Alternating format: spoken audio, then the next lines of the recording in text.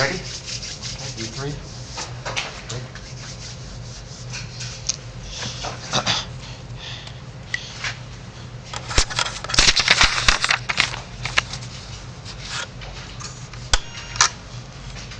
All right, so today is November 3rd, 2020.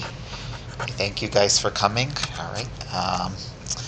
So just some housekeeping items first and foremost. This is the last week for the quizzes. Last week for the labs. Okay, last week for the labs. Okay, so if you came to the lab, you technically only have to do the molecular models lab, right? And make sure you turn in those lab reports.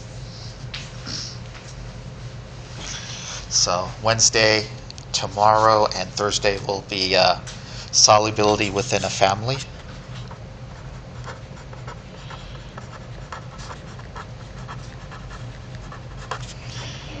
And was that Boyle's law? Hess's law? Okay, one of the computer labs, I think it's Hess's law. Wow. Okay, so that's in this rotation, and that's the last one. Okay. I'm sorry, molecular models. Yeah, this is why I'm going to have a normal Chem 2 next semester. Okay, molecular models, that's on the computer. Right, so this is the last week to do the solubility lab. I think I know you did the lab, so work on quiz 4.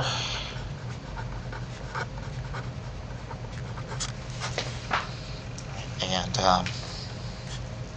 if you're doing that clutch prep stuff, make sure you do those drills. Okay, so you don't do those clutch prep drills from that company. Okay, again, something to help you. And I think homeworks, we should be at homework 7 and homework 8. Okay, because I'm going to finish up chapter 8 today. And then I'll give you the due date later, but for those of you that did do the lab, now's the time that you should start thinking about turning in your lab notebooks, and I'll give you 100 points towards your grade. Okay, so your lab notebooks, you had Larissa or my TA or myself sign it, so this will be 100 points I'll give you for maintaining a scientific lab notebook. So.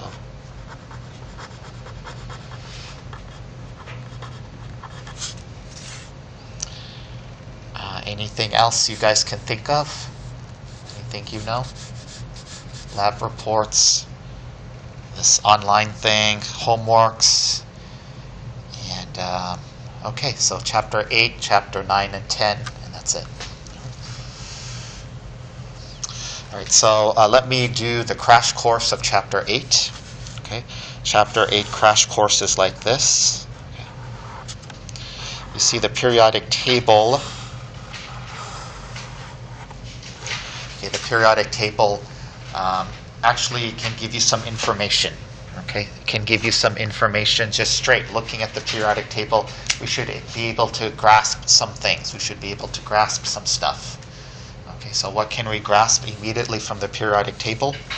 Well, before I even tell you the main points of this, just as a reminder, going down a group, going down a column is called a group. Remember? Okay, going down a column is called a group.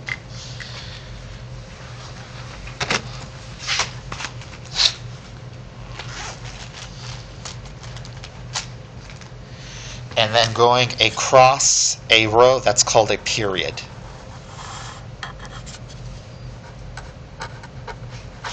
Okay, right?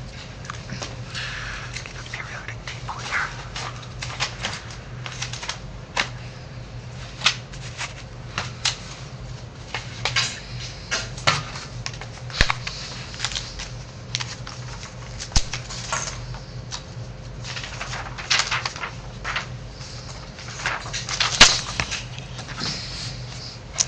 So row 1 is called period 1, and we'll call that n equals 1.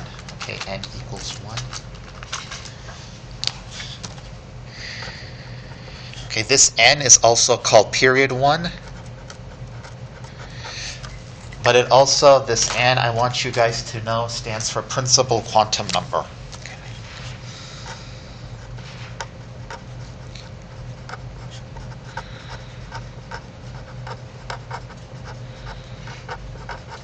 Okay, so the second row is N equals 2. The third row is N equals 3. The fourth row, period 4, N equals 4. N equals 5. N equals 6. N equals 7. N equals 8. We're going farther, farther, farther away from the nucleus. Okay, this N is called period, also called principal quantum number. So period 2, period 3, period 4, period 5. N equals 2, N equals 3, N equals 4, N equals 5. Like the levels, we're going farther, farther, farther, farther, and farther away. We're going farther away from the nucleus. Okay, so that's one thing I want you guys to recognize. Period. Okay, so that's N. N is also called the principal quantum number. And then going down a column is a group. Okay, just a reminder, some groups have special names. Group 1, okay. Also, it's called 1A. These are called the alkaline metals. Okay, they form +1 ions.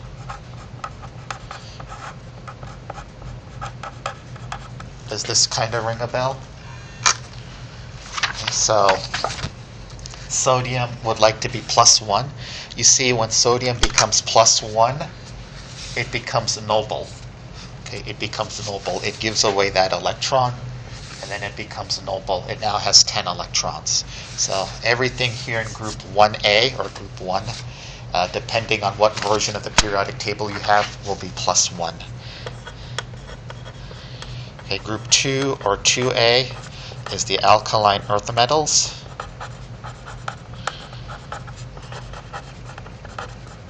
Okay, these form +2 ions.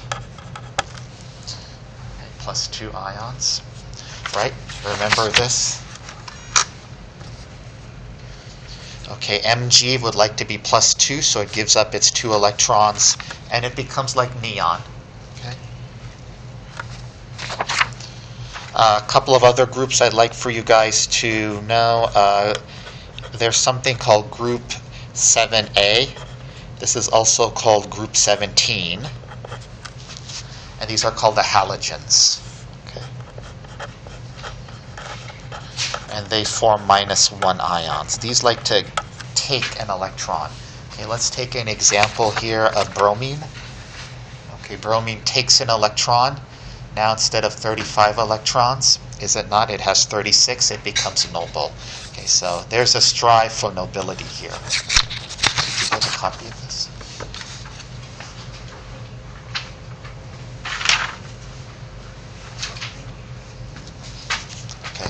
So fluorine as an ion would like to be -1. Chlorine as an ion would be like to be -1, gaining an electron.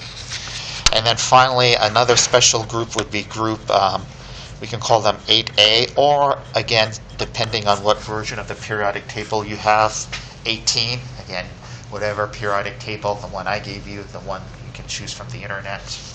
I think Courtney has one looking there. It looks nice. 8A, 18, these are called the noble gases, and these are noble. Okay, so they have a filled, what I'm going to call a filled shell. Let's go back to our periodic table again.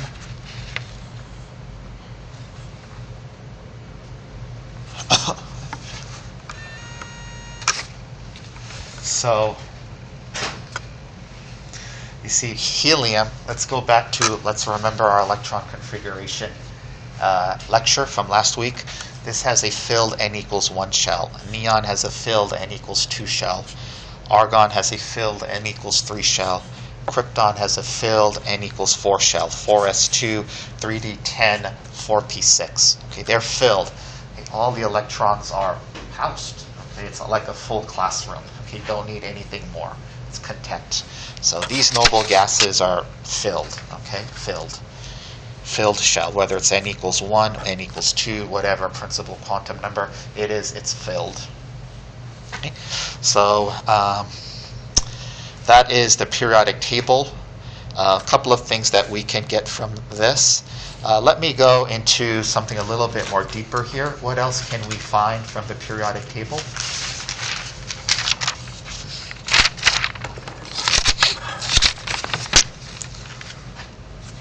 So let's draw our table here.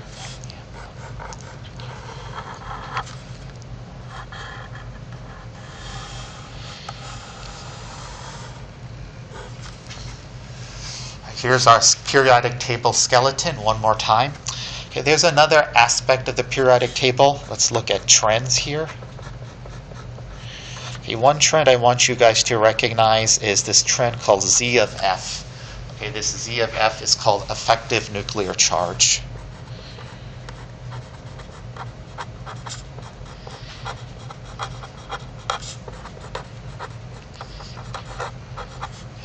It's also called shielding.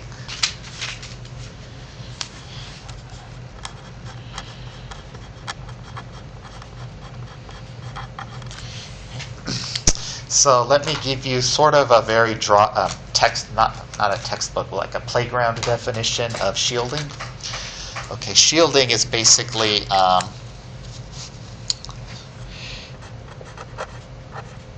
the net positive charge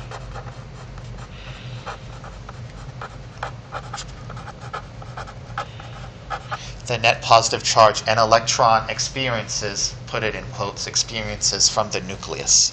So the net positive charge an electron feels, okay, I'll put that in quotation mark, feels from the nucleus.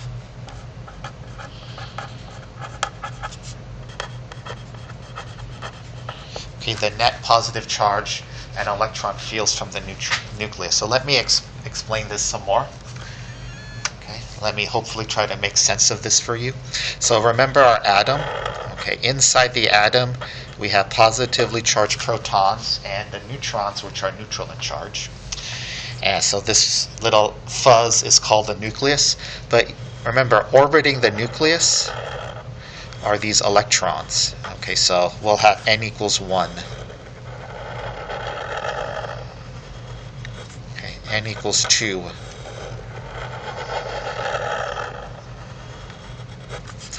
Okay, energy level 3. So we got electrons orbiting all around.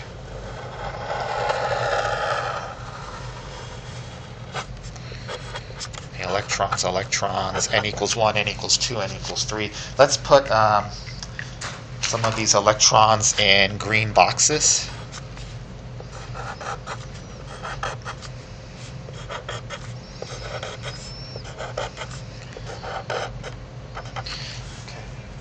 So remember, inside the nucleus we have a positive charge. Protons are positively charged, is it not?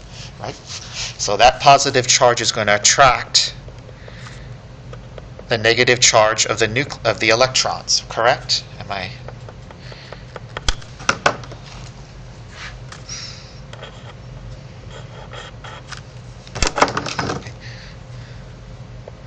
So the positively charged protons are going to attract the negatively charged electrons that are in the orbitals.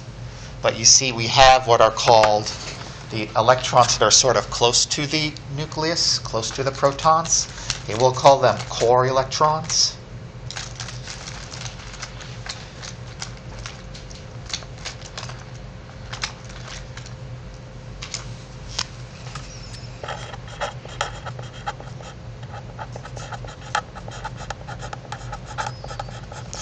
And then we have those that are sort of outside. Okay, we'll call them valence electrons.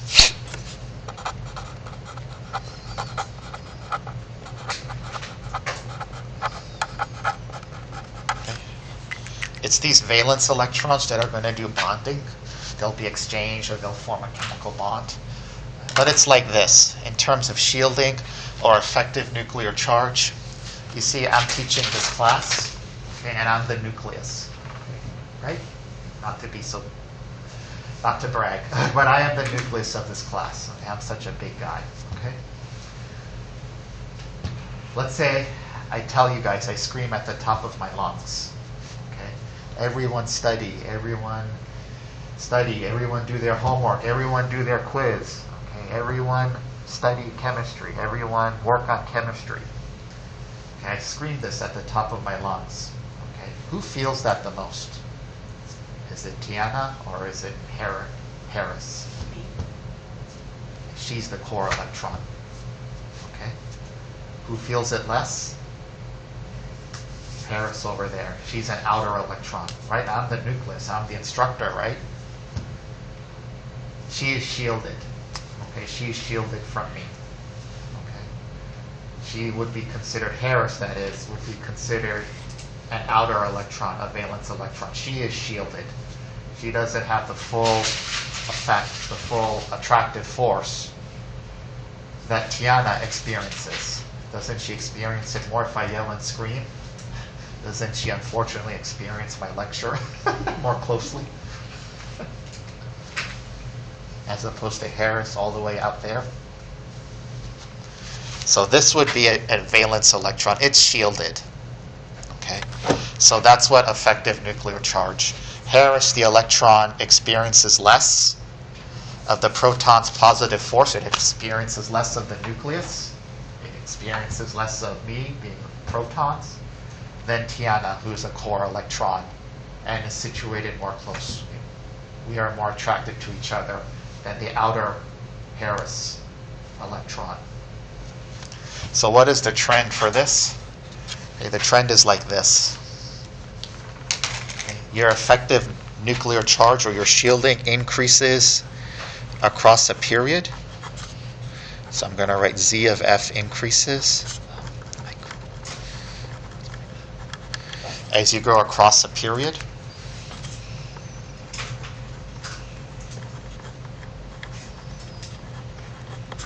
And Z of F, the shielding phenomenon, increases as you go down a group.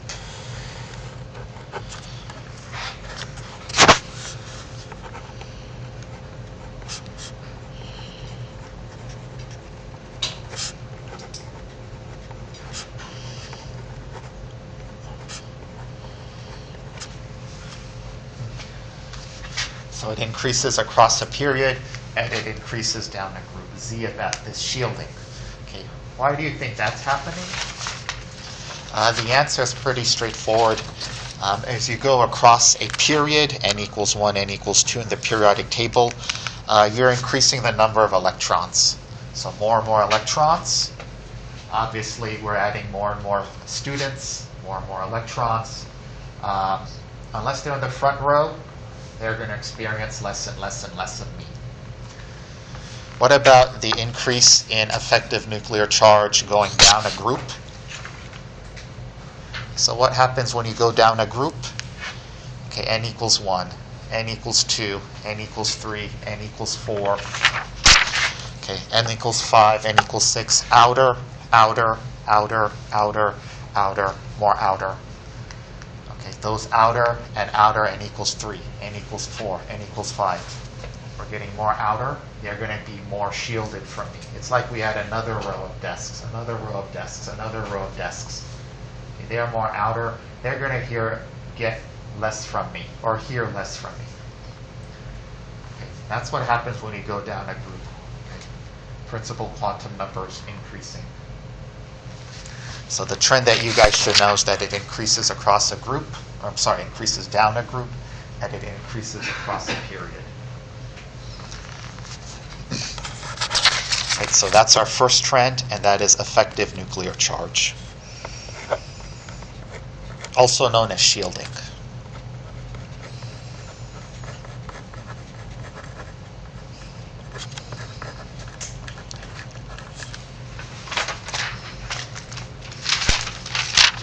Right, our second trend that I want you guys to know is the atomic radius.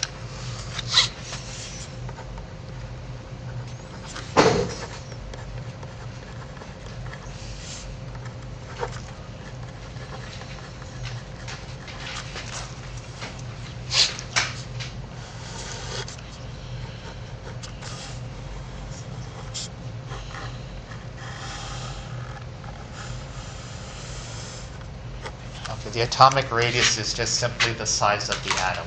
Okay, the size of the atom.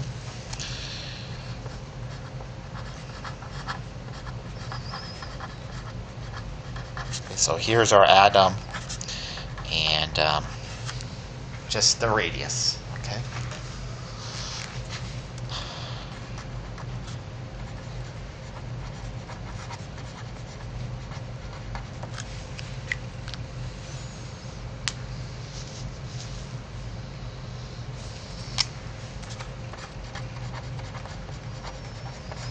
All right, so what's the trend here? Okay, the trend here is opposite. Okay, you guys, the trend here is opposite. The trend actually is that the atomic radius increases this way. That is, what is this way? Right to left. Right to left. So the atomic radius is going to increase across a period right to left.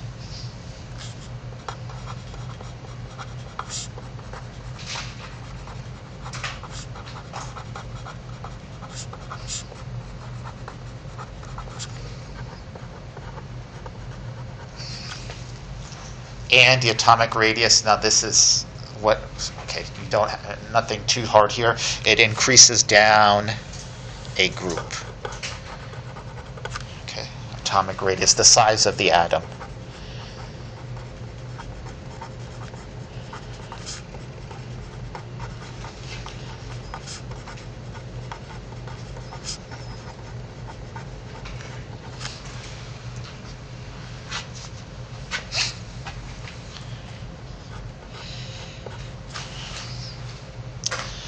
So this is our trend. Why is this? So let me see if I can offer an explanation for you guys as to why this is happening. Well, remember, what is group 1? Group 1 or group 1A, they like to be +1 ions, right? Group 2, group 2A, they like to be +2 ions. You see, if they become +1, what happens? They become noble. If they become +2 and give off 2 electrons, what will they be? They become noble. So where do you think these valence electrons would be? Okay, they'd be like this. Okay, take me, take me, take me. So let's say sodium. Okay, sodium has 11 electrons. Sodium +1 has 10 electrons. It's noble, completely filled shell. So sodium, where do you think that electron, where would that electron be? Okay, would it be like this? Or would it be like here? Or would it be like this, right? Here, take me. That means it's a big atom. Okay, why? You see, what is this? 1, 2, 3, 3s. 3s electron, loses that 3s electron. So yeah, that 1 electron. Come on, someone take me so I can be stable, noble. That's why they increase going this way. Same thing with magnesium or calcium. Those 2 electrons, they're like this. Okay, somebody please take me. Somebody take these 2 electrons. So they are big. What about these guys? Chlorine, bromine, iodine, oxygen, sulfur. P electrons, the p orbital, they're like this. You think they're like, here, take me, take me, take me. If anything, they want to grab electrons. Is that not right? They want to grab electrons. Why would they want to grab electrons? Because they can be noble. That's why they want to grab the electrons. So these guys are literally holding their electrons like this.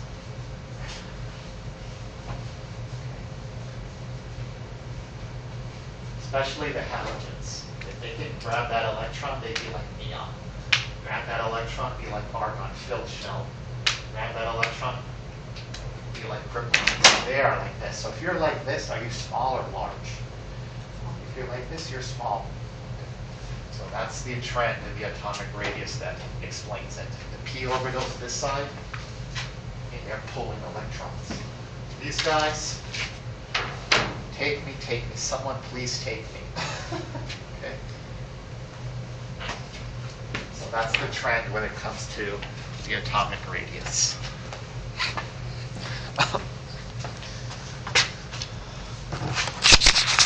Okay, everyone understand that? That's the general idea. Okay, now atomic radius, there's also the ionic radius.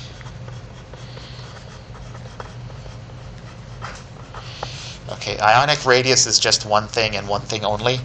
Anions are large. They tend to be larger. Okay, they're picking up electron density and all that electron cloud. So anions are definitely going to be larger.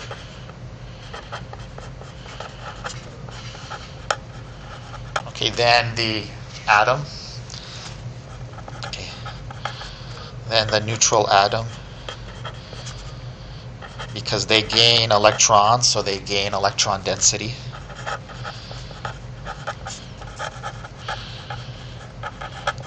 And then cations, positive charge, will be smaller than the neutral atom because they lose the electron density, they lose the cloud, they lose, all those things. So cations, right? Anions are minus charge and negative anion. Cations will be smaller.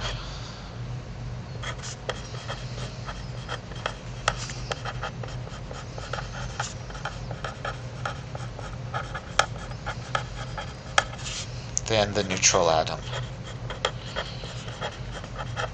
Okay, because they lose electron density.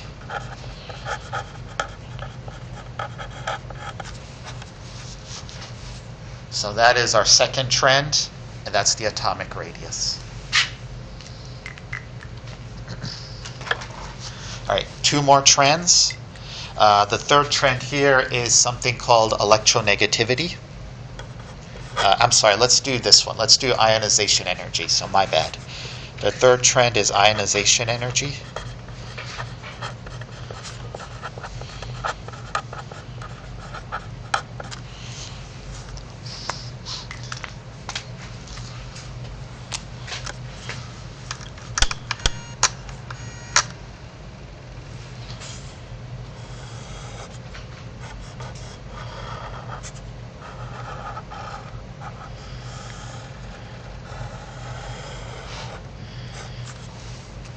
Okay, so let me define ionization energy. It's the energy to literally strip an electron, take out the electron. Okay, and the quanta now is not to excite or emit, it's just to get that electron out of the atom.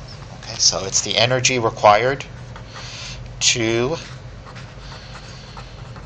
the energy input or whatever. I'll say the energy input, you have to add energy. The energy input required to strip an electron from an atom.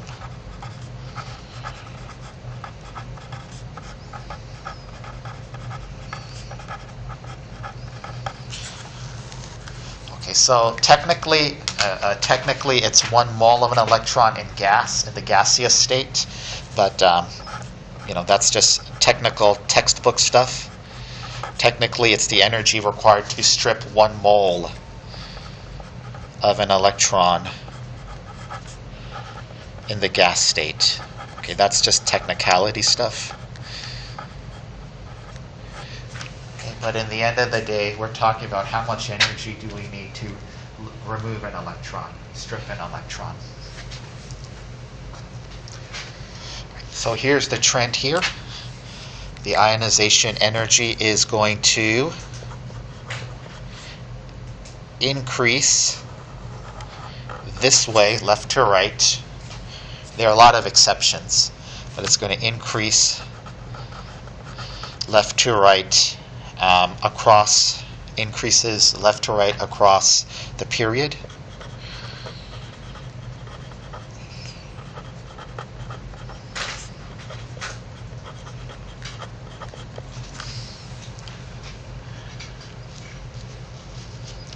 And the ionization energy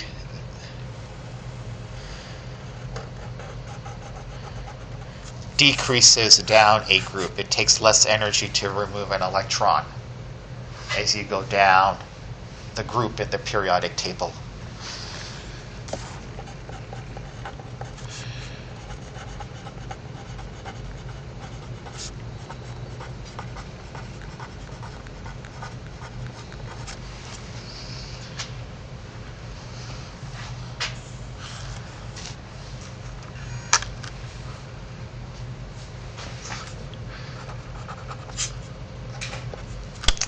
right, so first of all, there's IE1, that's the energy to remove the first electron. Then you can go on and have an energy to remove the second electron and an energy to remove the third electron. They get higher and higher. It takes more and more, a lot of work, a lot of energy to remove the second, third, the fourth, and fifth. Now, why is that? Okay, the reasoning why that is because you see, you're first going to remove the outer electrons. And then after the outer, and then the outer, and then the outer, what happens next? Okay, what will you remove? You're going to remove the core electrons. Okay, so it takes a lot of energy to remove Tiana as the electron. Why is that? Because she is so close to the nucleus me. It takes less energy to remove Harris as an electron because she's just out there. She's just an outer electron. Look, she's literally so far away that as an atom, it takes less energy to input to get her out. Okay? It will take a lot of energy for you, Tiana, the electron, to get out. Why? Because she has to go through you, the second energy state, third energy orbital, fourth energy level, fifth energy level. So it gets more energy, okay? Second, third, fourth, fifth, because you're getting more and more core electrons. All right. Why does the ionization energy go down as you go down a group? Okay, so why does it take less and less energy to strip an electron as you go down a group? So what's increasing in case you go down a group? N equals 1, N equals 2, N equals 3, N equals 4, N equals 5, N equals 6. So which is easier? Okay, the N equals 3 electron or the N equals 1 electron? It's easier for Harris to leave, okay? Because she's just out there. It's easier for an N equals 6 electron, principal quantum number 6, than it is for N equals 3. They're just out there. So outer, outer, outer, outer, outer. Okay, less energy. Less energy to strip an electron. As you go outer, outer, outer, outer. So it's easier to remove an electron, is it not? As you go down, isn't it easier? As you're getting more out, out, out, out, and out. Why does the ionization energy increase as you go across here? Remember our definition of ionization energy? Energy to remove an electron. Do these guys want to remove their electron? Are they like, here, here, here, take me, take me? On the contrary, right? They want to take electrons, right?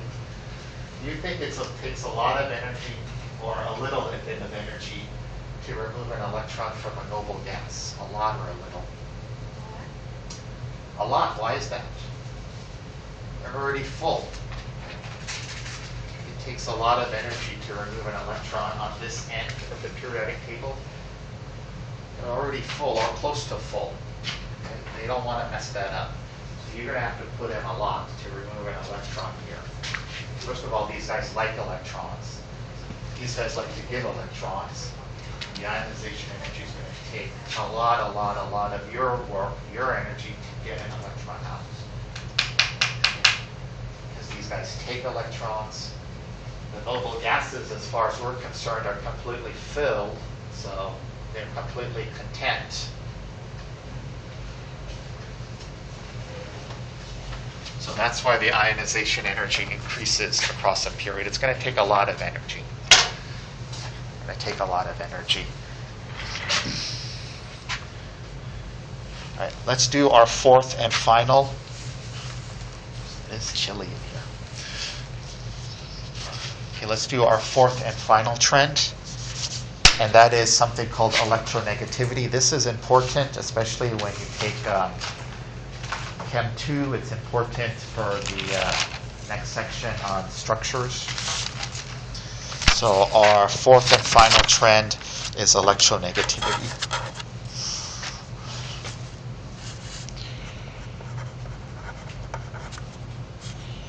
This would be trend 4, and it's electronegativity.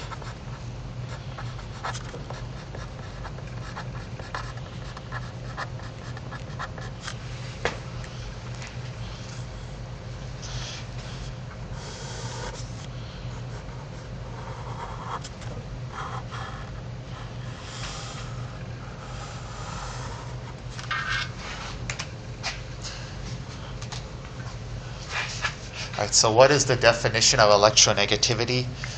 It's the sucking power of an element to suck electron density. Okay, so electron sucking power, like a vacuum cleaner. Okay, it's going to take electron density. So I'm going to say, again, this is not something you'll find in a textbook, but it's the sucking power of an element for electron density.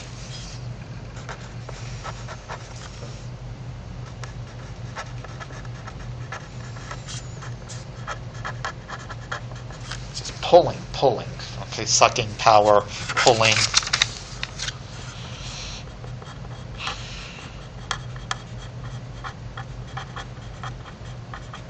The sucking power, pulling power of an of an element towards electron density.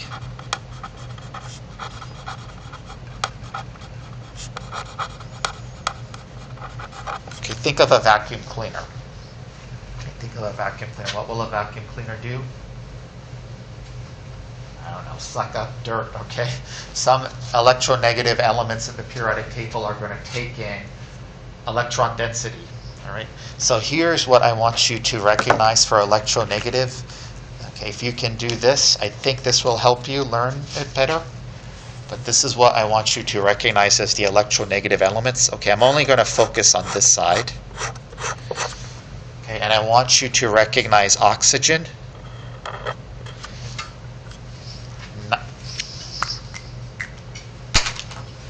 want you to recognize oxygen, nitrogen, sulfur, but definitely the halogens. Okay, fluorine, chlorine, iodine, bromine. Okay, these are what, the way I'm going to teach it. These are your electronegative atoms. Okay, these guys pull. They really pull electron density. Okay.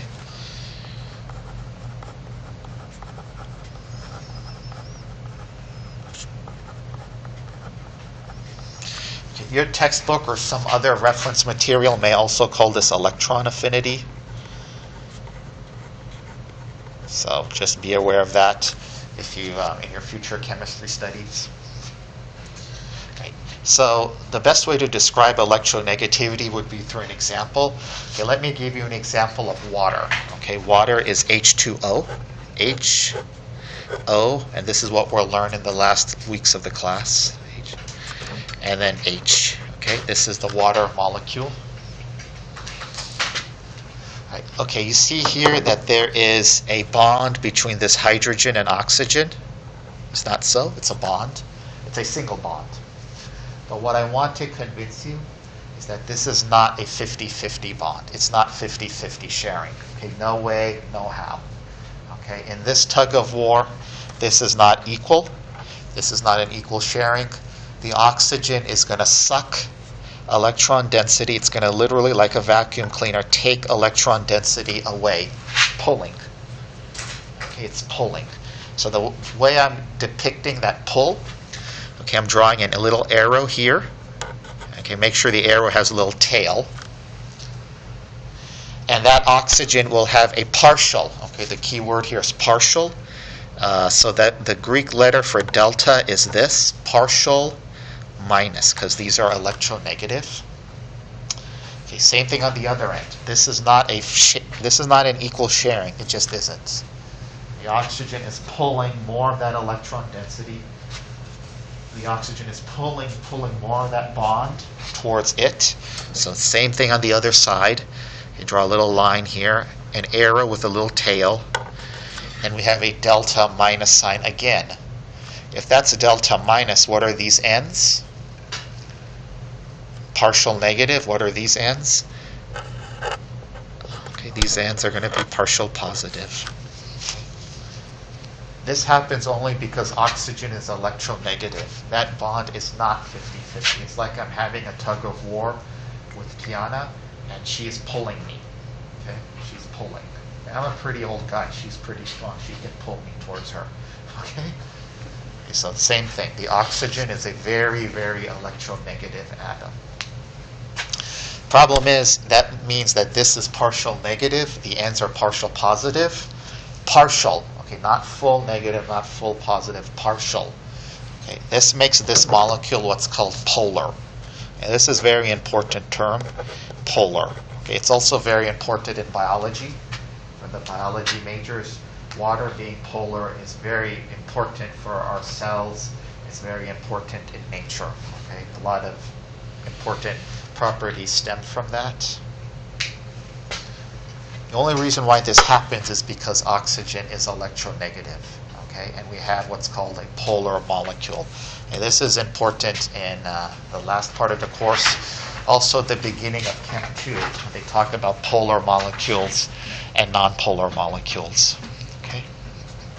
Let's do another example here. How about hydrochloric acid? Okay. Again, it's the exact same thing. Chlorine, your halogens, this chlorine, this is not. Hydrogen is a very puny element. It's only one proton, one electron. Chlorine is an electronegative element. In fact, this guys in this regime of the periodic table all are your electronegatives. So this chlorine is literally pulling. You have a delta negative, partial negative, and then a partial positive on the end. Okay, another example of a polar molecule. Let's do one more example, and I'm going to wash my hands of Chapter 8. We'll move on to the final leg of this class. Okay. Again, for the biology majors, there's a substance called formaldehyde.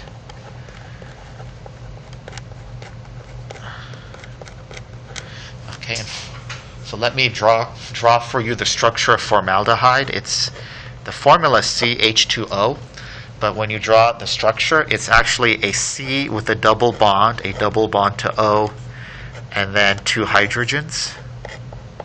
Okay, and again, I'll teach you this later on, but there's also two lone pairs on the oxygen.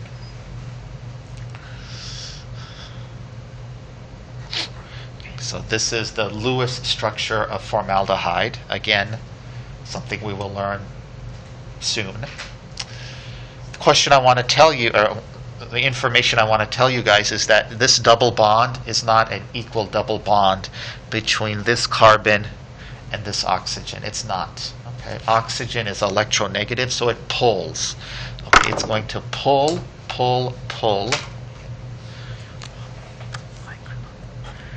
Okay, so we draw an arrow. Make sure the arrow has a little overhang. And that oxygen will have a delta. This is the Greek letter delta minus, partial minus, leaving that carbon with a partial positive. Okay. Another example of a polar molecule. Okay. Within formaldehyde, there's an end that's partial negative. There's an end that's partial positive. Super important in biology. Back to water. In water, there's an end there's two ends that are partial positive. There's a middle that's partial negative. Why is this important for the biology people or the biochemist people? You see this partial negative, what can it do? It can attract. What can it attract to? It can attract to a partial positive. Okay, it can attract to a partial positive of another water molecule, and that's how we get hydrogen bonding. It could attract to a partial positive of a, sugar, of a protein, whatever. Okay, so that's very important, at least in living organisms, at least in our cells. All right, so this only happens because you have elements that are like vacuum cleaners in terms of sucking up electron density, and I want you guys, at least for now, to recognize these elements. Okay. Okay, we're only talking about, at least the way I'm teaching it, we're only talking about electronegativity here. Because these guys can pull electron density in their quest to become like a noble gas, to have that filled energy levels. Okay. Right, so that is my crash course on Chapter 8. And I think what I'm going to do now is we'll end the course with the last bit of chapter 9 and 10, which is on Lewis structures. All right, so we'll hit this hard from here till the last day of class, okay, with examples and problems. All right, are we good with that? All right, so this is, I guess, almost the finish line, and we're going to talk about Lewis structures now. All right, something a little bit different, something you probably have not heard of or maybe experienced before. Are we good? Everyone fine? Okay. Thank you. So the last 20 minutes of class.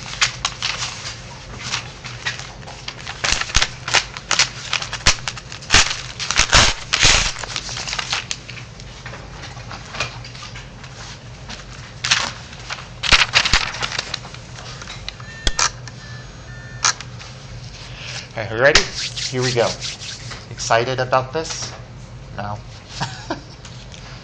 Not so much. All right, let's talk about Lewis structures here.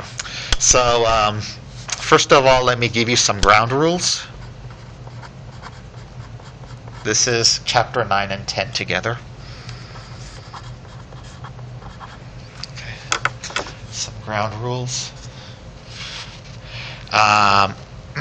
So there's many ground rules. Okay, so you'll have to just bear with me. All right, the first ground rule is that carbon is happy at 4. Okay, in fact, I'm going to say carbon, not even happy at 4, carbon loves 4. Okay, so carbon loves 4.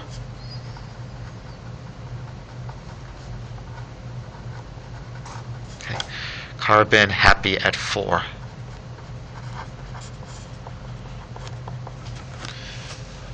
Not just happy, it just loves 4. All right, so how will I depict that? Okay, so carbon with 4 valence electrons. 1, 2, 3, 4. Okay, 1, 2, 3, 4. And instead of drawing 1 electron here, I'm going to have carbon ready to make a bond. Okay, this electron ready to make a bond, this electron ready to make a bond, and that electron ready to make a bond.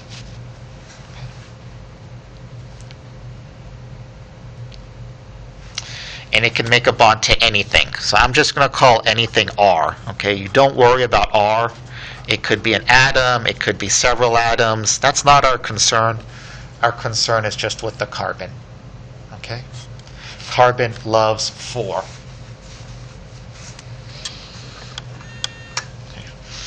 So here I have carbon getting to 4 with 4 single bonds. Single bond, single bond, single bond, single bond. Okay, we're talking about Lewis structures.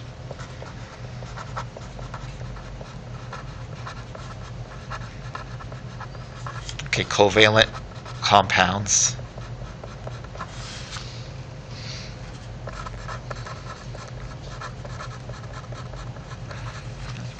Here I have carbon getting to 4 with single bonds.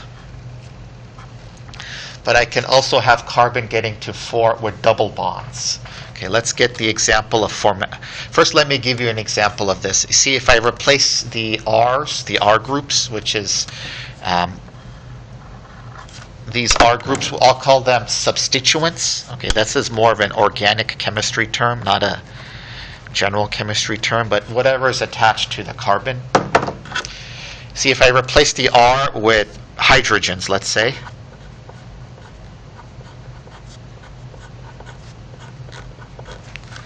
I have the very simple molecule methane, CH4. Okay.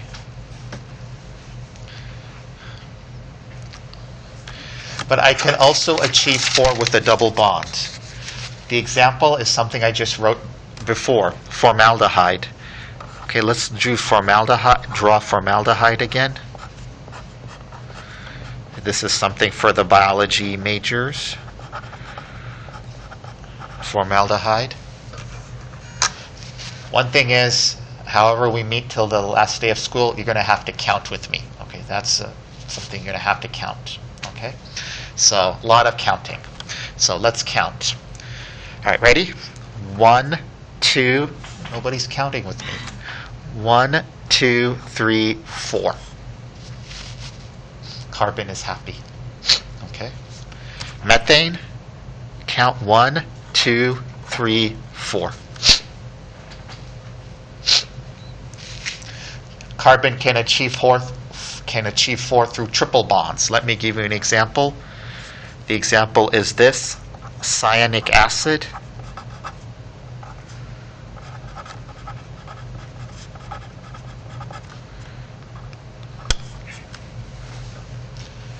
Again, our focus is on the carbon. Don't worry about anything else. Carbon, 4. Okay, count with me.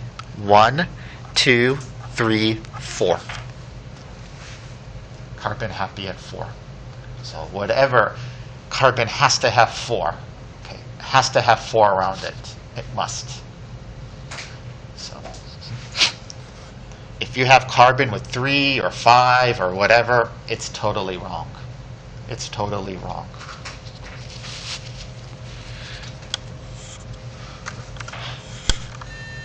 All right. Rule number 2, nitrogen is happy at 5.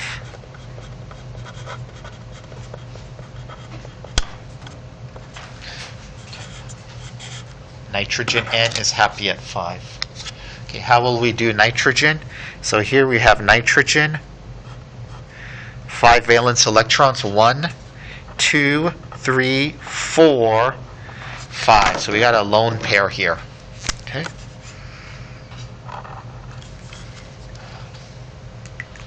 So instead of drawing it like this, okay, I'm going to do something different. Okay, I'm going to have this one electron ready to make a bond. I'm going to have this bottom electron ready to make a bond. And I'll have this electron here ready to make a bond. And then I'll keep my lone pairs. So this thing is called a lone pair.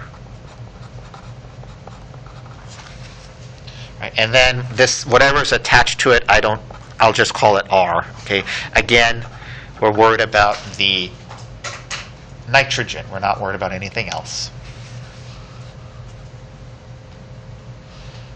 How about some examples? Let's replace these R groups with H's.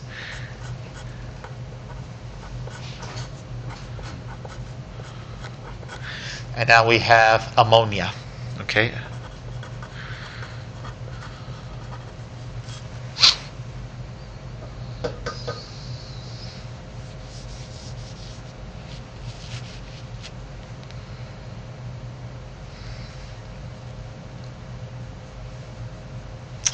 All right.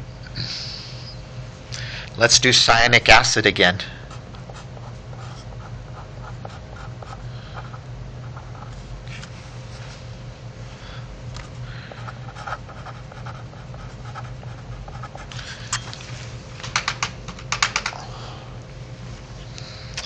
You're going to have to count with me. Okay, ready? Again, nitrogen here. 1, 2, 3, 4, 5. Look at this nitrogen here. 1, 2, 3, 4, 5. The lone pairs get counted because the lone pairs, they're by themselves. They get counted individually. They get counted individually. Right? 1, 2, 3, 4, 5.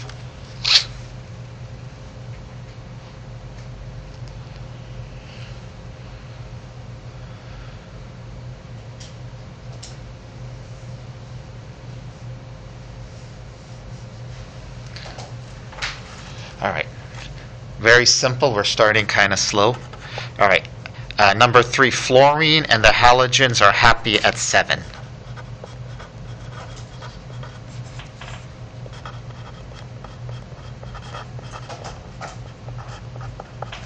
Happy at 7. Okay. So I'll do chlorine here. So chlorine, it could be any halogen. Chlorine. So 1, 2, 3, 4, 5, 6, 7. Actually, well, I'm a little bit out of order. You have to forgive me, but as a chlorine and all the halogens are happy at 7. So instead of having that single electron out there, I'm just have it make it a bond. Okay. Again, this can be with any halogen. We'll just call it R.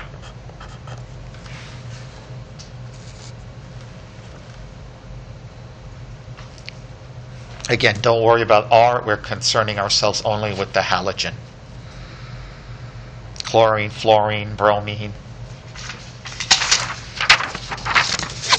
Fluorine, chlorine, bromine, iodine, whatever the halogens are.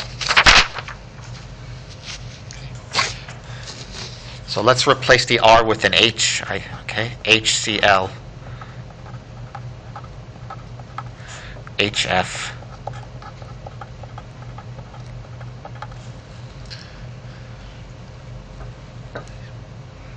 All right, let's count with me.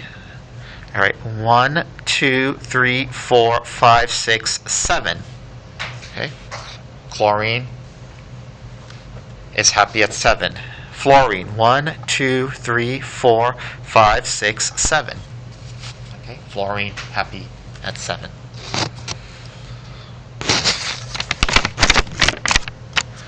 Rule number 4, oxygen happy at 6.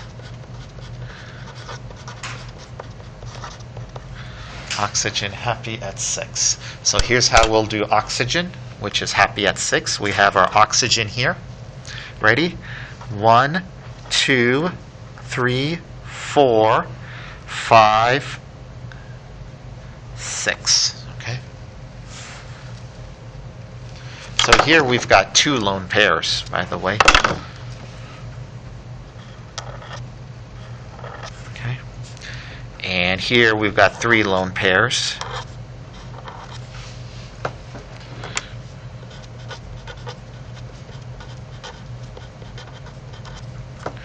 So instead of drawing it like this, I'm going to draw it a different way. You see this oxygen? You see that single electron? I'm going to have it ready to make a bond. You see this one down here? I'm going to have it ready to make a bond. You see this one here? I'm going to put it up top, which is totally okay. And you see this one here? I'm going to put it down. All right. And then don't worry about the R's. Okay. We're just only concerning ourselves with the oxygens.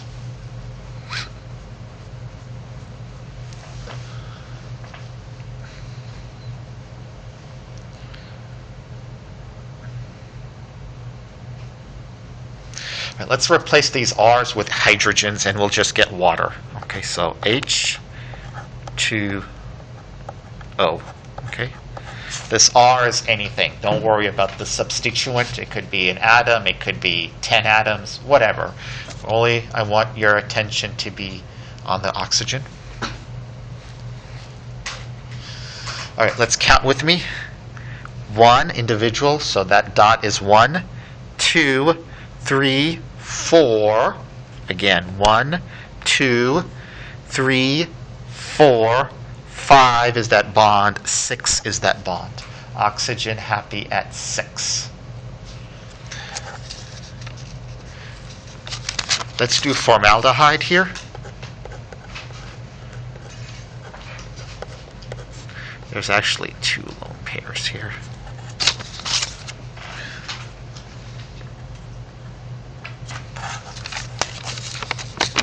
Let's look at the oxygen of formaldehyde. Okay, I want you to count with me. 1, 2, 3, 4, 5, 6. Once again, 1, 2, count them individually, 3, 4, 5 bond, 6 bond. Oxygen happy at 6. You need to get oxygen at 6. You need to get chlorine, fluorine, bromine at 7. You need to get nitrogen at 5. That's our goal. Will it happen? That's our goal. You need to get carbon at 4. Okay.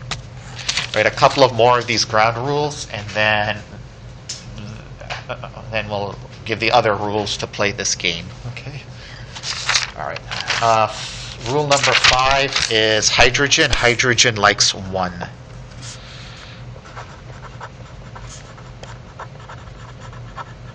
Okay, hydrogen happy at 1.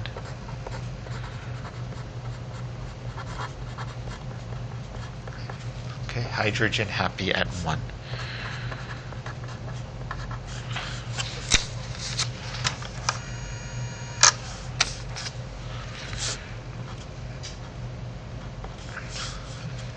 So here we have hydrogen with that little dot.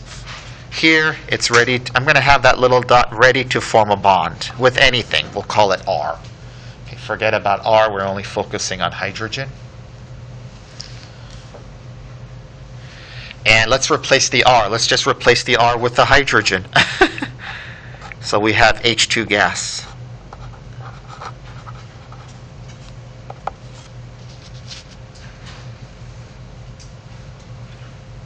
How about we replace the R with bromine?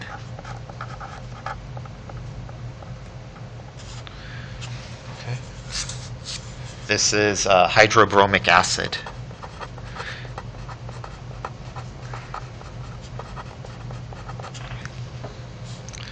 All right, now this is time to count. All right, let's focus on the hydrogen here.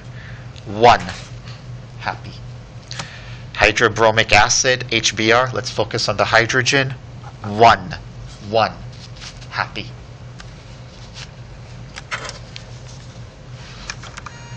All right, let's do one more ground rule. And that is aluminum and boron. Happy at 3.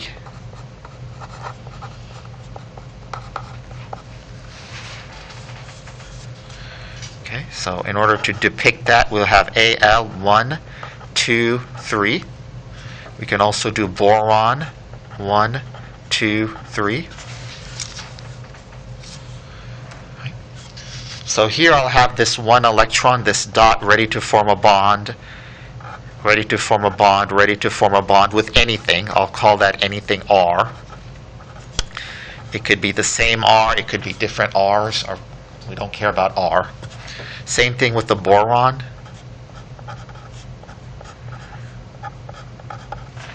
And this is how aluminum and boron would like to be at. So let's replace the R's for aluminum with, I don't know, chlorines. Okay? So if I replace the R groups with chlorines, Al, Cl, Cl. Okay?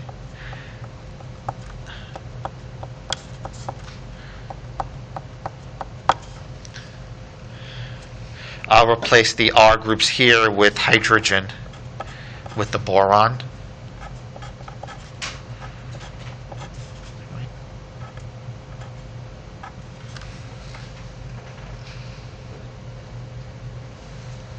This is called boron, by the way.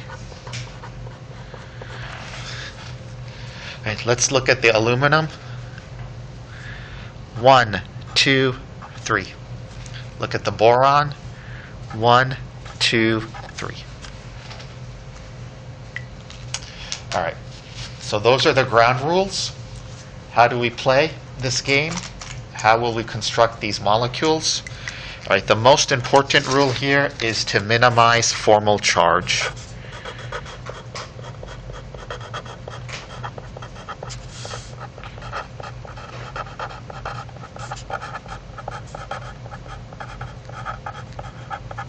Formal charge. Okay, that is your number one goal, number one priority, is to minimize formal charge. So what is formal charge? Fc formal charge is equal to happy minus, okay, the number of electrons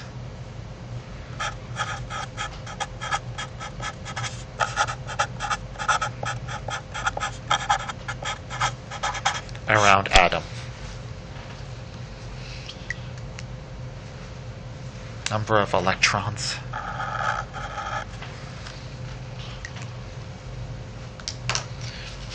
Okay, that's rule goal number 1. So goals. And then goal number 2, this is least important, though it's it's also important, is to get an octet around atom. Okay, but I want to preface this by saying there's lots of exceptions.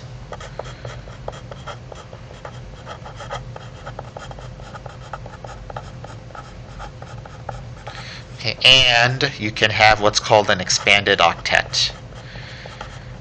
Okay, so beware, expanded octet.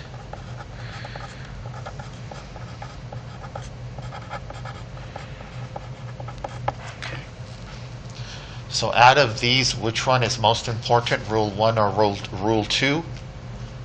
Okay, rule number 1. Okay, rule number 1 is super important. Rule number 2, if you can get an octet around them, okay, even good. Okay, what do I mean? So this formal charge thing is very important, and I only got 5 minutes. But let's go through some formal charges. If you can understand the formal charge thing, and then the octet rule thing, I think you're good. And then the next time we meet, we'll go through just a whole bunch of examples. All right, let's go back to our formaldehyde example. All right, I'm going to calculate the formal charge of carbon. Okay, that's my center atom. Formal charge of carbon is my central atom. All right, formal charge, not the octet, formal charge. Are we ready? Okay, now I need you to count with me. Ready? 1, 2, 3, 4. Carbon happy at 4. 4 minus 4 is 0. The formal charge on that carbon is 0. All right, that's not all. We have an octet rule consideration on this carbon. The octet rule, you have to have 8. We have to have 8. Do we have 8? Yes. This is how we do it. Count everything individually. Okay, ready? Count with me. 1, 2, 3, 4, 5, 6, 7, 8. Let's do it again. 1, 2, 3, 4, 5, 6, 7, 8. This satisfies the octet rule. But if it does, carbon must have 4, but there will be examples, if you watch the videos and stuff, where you can have an expanded octet. Okay, so this carbon is fine. Okay, now in green, let's do the oxygen. Okay, we got to do the formal charge for oxygen. Okay, now everyone count with me. Oxygen now. 1, 2. Everyone look and count. 1, 2, 3, 4, 5, 6. 1, 2, 3, 4, 5, 6. Oxygen happy at 6. 6 minus 6 is 0. The formal charge on that oxygen in formaldehyde is 0. All right, what about the octet rule for this oxygen? All right, count everything individually. 1, 2, 3, 4, 5, 6. It's shared, so count it as shared. 7, 8. 1, 2, 3, 4, 5, 6, 7, 8. This has an octet.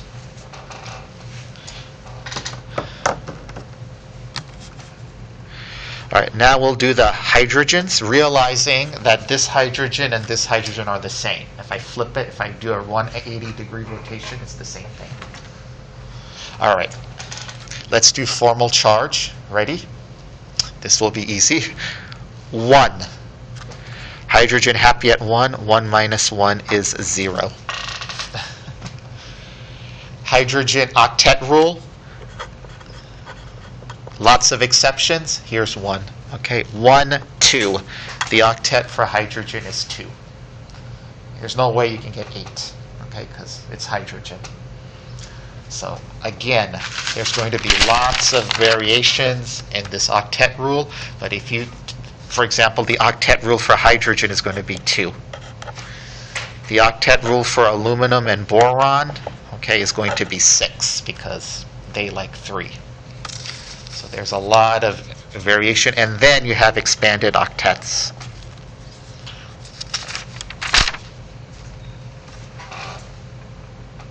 So this is the best structural representation of formaldehyde. All right, let's do 2 more. Okay, this carbon here and cyanic acid. Let's do the formal charge. Carbon, 1, 2, 3, 4. Carbon happy at 4. 4 minus 4 is 0. This is how you do the formal charge. Let's do the octet rule for carbon. Ready? For carbon octet rule. 1, 2, 3, 4, 5, 6, 7, 7, 8. Okay, what about this nitrogen? Okay, formal charge on this nitrogen. Okay, everyone count with me. 1, 2, 3, 4, 5. What is nitrogen happy at? 5. 5 minus 5 is 0.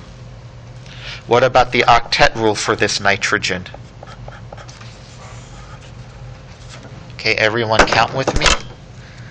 Octet, count everything individually, which means 1, 2, this is shared, 3, 4, shared 5, 6, shared 7, 8.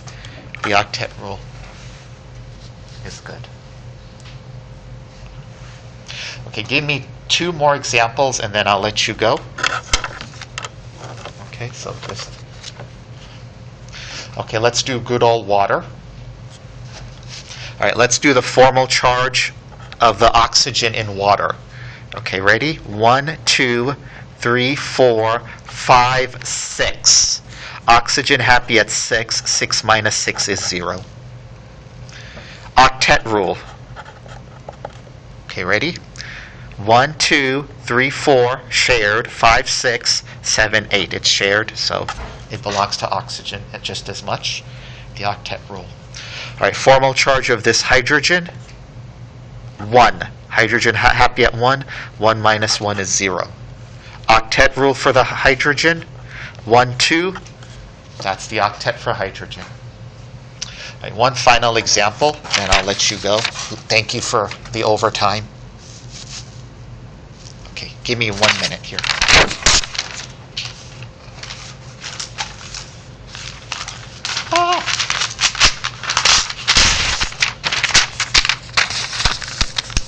Okay, remember your flashcards? Okay, remember? No? Okay, if you remember in your flashcards, there was a molecule here known as hydroxide ion. Hydroxide ion. Before I leave you with you today, I want to draw you the Lewis structure of the hydroxide ion. Okay, oxygen happy at 6, hydrogen happy at 1. That minus sign means what? We gain an electron. 6 plus 1 is 7. 7 plus 1 is 8. Okay, we have to get 8 valence electrons around a hydroxide ion. Okay, so we have the oxygen with the hydrogen. Okay, 1, 2, 3, 4, 5, 6, 7, 8. I got my 8 valence electrons. This is what I want to talk to you about, and then I'll let you go, because I think it's important. I want to do the formal charge for this oxygen. Okay, ready? Now I need all of you to count with me. Formal charge for this oxygen and hydroxide ion. 1, 2, 3, 4, 5, 6, 7. Oxygen happy at what? 6. 6 minus 7 is minus 1. The formal charge on that oxygen is minus 1. That's again 1, 2, 3, 4, 5, 6, 7. Oxygen happy at 6. 6 minus 7 is minus 1. Octet rule, 1, 2, 3, 4, 5, 6, 7, 8. The octet rule is satisfied. So, yeah, that is that formal charge thing. The minus sign is actually on the oxygen, and that's what you did when you drew your flashcards in the first week of class. All right, I kept you in for a couple of minutes. I'm sorry about that. I'll see you all next week if I do not see you in lab. All right, and watch those Lewis structure videos. Do some practice. I have an extra credit, 40 set. I'll give you some extra credit points if you do them and check your answers. Diana, I was trying to find your quiz you emailed, but it emailed me. I couldn't find it, so if you can email it me again. I graded everyone's quiz, but I was searching for yours and could not find it. And that's what happens when students email me stuff. Okay. Yeah, I'll email it again. Thank you. Because when they email me, a lot of students just this is not you. There's a lot of students that just email me huge assignments that's like 8 megabytes, and it's like it gets lost or clogs up my email, and then so I don't know what happened to yours, but I don't know. I saw it. I finished grading on Saturday, and I thought, okay, let me get to yours, but I don't know what happened. I made it into a PDF, and it might have just not attached. It looked like it attached on my email, but I'll try and Yeah, just do it again. Or it was the quiz, right? Yes. You can print it out and give it to me also. Okay. Just put it in my door. Okay. Actually, Yeah, I think I have it downstairs. Yeah, and I'll get Or that in. at home. Okay. Thanks So, very much. yeah, no problem. We'll get it to you. Yep. No rush on that. Well, yeah, no rush. It's a rush. It's a rush.